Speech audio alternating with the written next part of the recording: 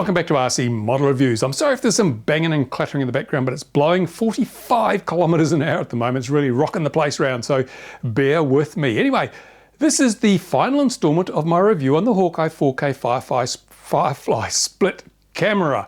And if you've seen the other previous installments, you'll know that all did not go to plan with this particular camera. There was a fairly significant firmware bug that caused some issues. That has been fixed, and since then I've been using this quite extensively in my little MXP200. I've been using it as the rescue quad on my XJet channel, so if you go over there and watch some of the videos I film at the airfield on the weekends, you'll see some quad footage which are taken with this camera, give you a good idea of how well it performs. But I'm going to give you sort of a wrap up, bit of a summary now as to my thoughts on this particular camera. And I'll start with the things that I'm not so impressed with. First of all, I can't seem to get it to do continuous recording. It breaks the clips up into sub-clips. So you end up with 3 or 4 clips. A big long video may come in 3 or 4 files that you later have to join together. You can change the length of those files, but I couldn't work out how to actually disable that segmentation altogether. Perhaps it's in there, perhaps I just wasn't looking hard enough. My wife says I do boy looking. Maybe I was boy looking, I don't know. But you know, if you're going to use it on a quad, mini quad, not so much of an issue because your flight times are relatively short. But if you're going to use this on a fixed wing doing maybe a 20, 30, 40 minute flight, you could end up with an awful lot of small files on the SD card that you would then have to join together and edit. Not a big deal, but you know, just something to consider. Now, something a little more concerning is the quality of the image. It does produce, you know, at first glance, it looks pretty good, looks okay, looks like a 4K image. But when you look a bit more closely, and take, for example, this little piece of footage here I shot at the blossoms just down the road. I'm going to pause it here, and I'm going to zoom in on these bushes. Now, you would expect to see some detail there. I have only zoomed in by a factor of 4, which brings it up to a 1080p type of resolution, but you can't make out any details of the foliage. It's just a green blur. So I think what's happening here is the bitrate is too low. There's not enough bitrate to support the level of detail you would expect in some 4K shots. I looked at it and it looks like it's about 26 megabits a second on 4K, which is woefully inadequate. Even when you're using the H.265 codec, which is much more efficient than H.264, you really want 40 to 60 megabits per second to get true 4K detail. So if Firefly are listening, and I know they are because they put comments in the video description or underneath the video, please boost the bitrate. I mean, micro SD cards are cheap as beans. You know, if someone wants to record a big, they can put a 64 gigabyte micro SD card in there. There's still plenty of room, even at 60 megabits a second. So boost the bitrate. And that goes for 1080p as well. I still wasn't that impressed with 1080p bitrate. So please do that and we'll get a much better picture out of this camera. Another aspect that I think it was Matt RC, Ian at Matt RC noticed this too, is the live FPV feed is pretty fuzzy. It's not very sharp. Now, I can understand why they might have blurred it up a bit, because one of the things you get with these HD cameras, if you're using them as your live video feed, is that you have to scale the image down from 1080p to standard definition. And in doing that, you can quite often get jaggies. That's where diagonal lines are not a straight line, they're actually stepped. You can see definite steps in the lines. One way to reduce that is to just basically add a softness filter to the resulting image, and that will sort of blur all the jaggies into a kind of a fuzzy straight line. I think that's what they may have done here, because compared to the Runcam split, there are fewer jaggies, but it is a softer image. And also it's somewhat oversaturated. There's too much color in that live video feed, and that also tends to reduce the resolution, because color is stored with a much lower resolution than the actual luminance information. So if you've got oversaturation, it tends to cause the picture to bleed. A red object will bleed into its background and a blue object will bleed into its background, making the edges indistinct. So again, Firefly, turn down the saturation on the live video feed and it will look much better. And now let's talk about light handling. There's 2 aspects to light handling. There is the performance of the optics, which is the lens and the sensor, and there's the performance of the software that then takes that information and processes it to give you the best possible image. Now, in this case, I am not that impressed with the optics. The lens, it does produce a really noticeable orange or sort of vermilion arc in the image at times. I'll show you this piece of footage here. See, I've paused it here. Look at that big red crescent in the image. It's quite a pronounced crescent. Now, to be fair, it doesn't give you the little round circles that the Runcam was it Runcam 3S was terrible. Had lots of little round lens flares all over the image. This doesn't tend to do that. But what it also does is when you face towards light, if you get light shining in the front of the camera, then it lifts the black levels quite significantly. What that means is the whole picture goes light.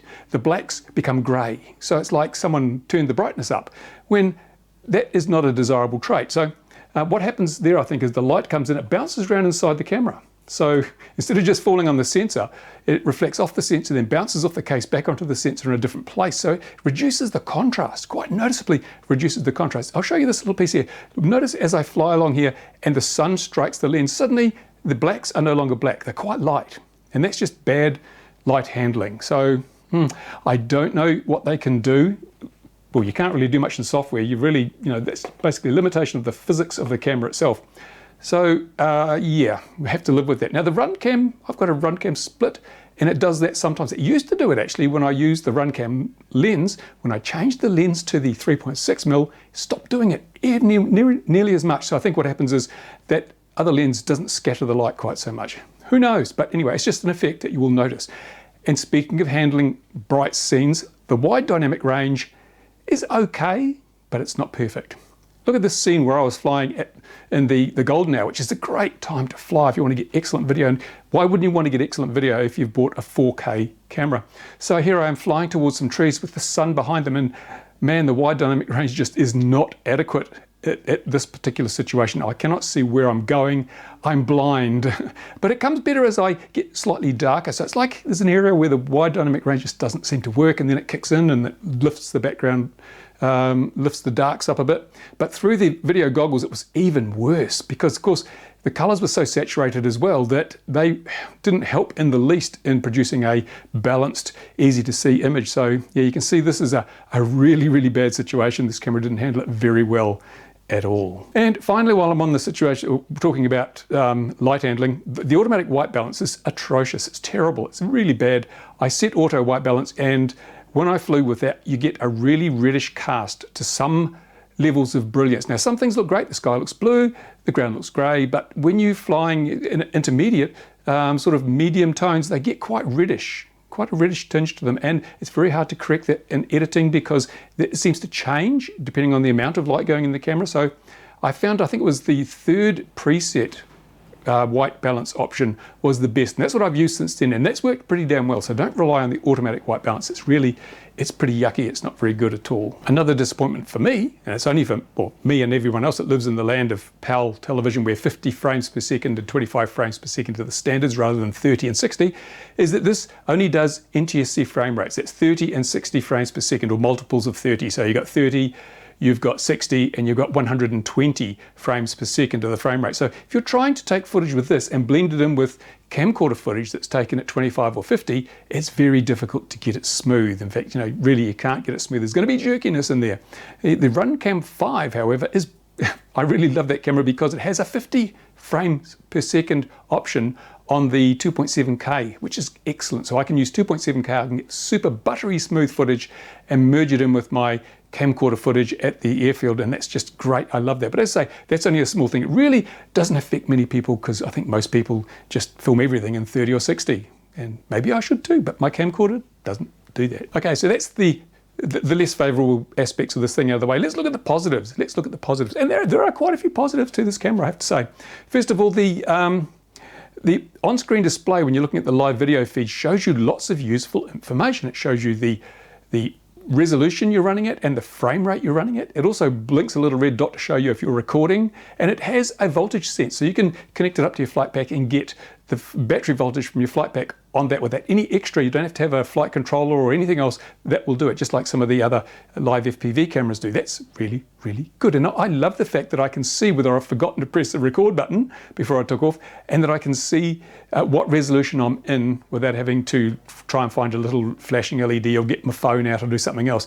That's a really, really good feature for me. I really, really like that. Another fairly unusual feature of this split is that it has this battery on board. Where is it? Over here. There's the battery by my thumb, because it has an onboard real-time clock which remembers the date and time once you've set it. Now, with other split type cameras, as soon as you unplug your flight pack, it resets the time and date. There's nothing to remember the time and date. This one, it will remember between sessions so that your video files will always be properly timed and dated.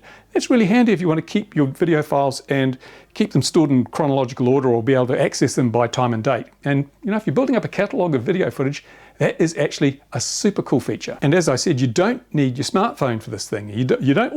All you need is, if you just want to change modes, there's a little button you can cycle through your video resolutions and frame rates. Fantastic. You put another button you press to start recording and to stop recording. That is simplicity itself. And as I say, you can see it all on the live video feed, so that's really good. There is a little dongle you can plug in there to adjust other things, such as your white balance and so forth. So that's pretty straightforward too. You don't need Wi-Fi. And for me, I don't usually carry a smartphone. I'm old school. I carry a couple of tin cans and a long piece of string that does everything I need for my communications. So yeah, this is another point in favor of that. It's super simple and it's super low tech. Not quite as low tech as the Runcam 5 with its where you could basically print out little pieces of paper to change resolutions, but this is simpler. This is, it's super easy. Now, I said before that the optics were pretty questionable, but there's one element of the optics that I do like, and that is there's very little barrel distortion. Now, perhaps that's because it's not quite as wide a field of view as many other cameras. It is a relatively narrow field of view, but that means you don't get the bent horizon and the sort of warped verticals that you tend to get with other wider angled lenses. And there is even a thing on board to correct for any distortion that may be there. I don't know if you'd use that, but it's just a small thing. If you're looking to get cinematic footage, then those things can be important. There's another thing here which in theory is a feature, but really I don't think anyone will use it, and that is the electronic image stabilization. That means that it's like having it on a gimbal. It will stabilize, so small changes in roll, pitch and yaw will not upset the picture. But the problem is, if you're using this as a live FPV camera, you need to see those small changes in roll, pitch and yaw so you can put corrections in. Basically, you don't want image stabilization on your live FPV feed camera. It just makes it so hard to fly. And that's about my wrap up on this thing. So should you buy it? I don't know. I really don't know. What I'm going to do, you've seen some of the footage, you've seen some of the problems I've found with it in terms of the quality of the image and so forth. I think what you have to decide is it worth the money? And I don't put prices on the reviews because prices change, and if I do a review now when this product is X dollars and they perhaps increase it to 3 times that, then the whole thing goes out the window and the review becomes, well, the value becomes different. So what I say to you is, I'm going to leave you with some more footage to look at, and you can decide for yourself whether you think it's worth the money. There's a link in the description to the product page on geekbuying.com, who, as I've said before, sent 2 in for review because I thought I'd bricked the first one. So you can decide for yourself whether it's a good investment. I have to say that in all the time I've been using it, which is quite heavily, it hasn't locked up, it hasn't failed on me, and the software fix that they put in for the problem with the mode change, that's working perfectly well. I'm hoping there will be more software updates. Perhaps Firefly can comment in the comments on this video and tell us if they're going to look at the issues that I've raised. And maybe if they do that, then it'll be more inclined to buy the product. So there you go. At least they've proven that they do respond and they do come up with fixes for critical problems. And support's an important issue. So Firefly have stepped up to the bat at least once. Let's see if they'll do it again, and you can decide what you're going to do. But I would say, just before I go on, I'd say before you make a decision, you might want to wait a day or so because I'm reviewing this. This is the Runcam 4K split hybrid, and it looks a lot like the Tarsia from Cadex. This is the Runcam one, but this is a 20mm stack. It's got live FPV and 4K recording. I don't know, I haven't plugged it in yet, haven't even plugged it in yet, but obviously it's going to do pretty much the same job as the Tarsia, and it's a slightly different approach because you're going to have that separate FPV camera. It means it'll give you a better quality FPV feed, I hope, I expect. Now, I don't have a price on this, but you can probably go to the Runcam site. They may have it listed yet, I don't know. This is an early one. I'm just waiting for the wind to stop so I can actually put it on a plane and fly it, or put it on a quad and fly it. So when that happens, I will get the video up to you super double quick. And in the meantime, if there's anything you want to know about this or you want me to check, then please ask. And if you've got any questions about this, you can ask about that too. There you go. Thanks for watching. And thanks to all my Patreon supporters who make this possible without the mid-roll ads. Yes! Okay, bye for now.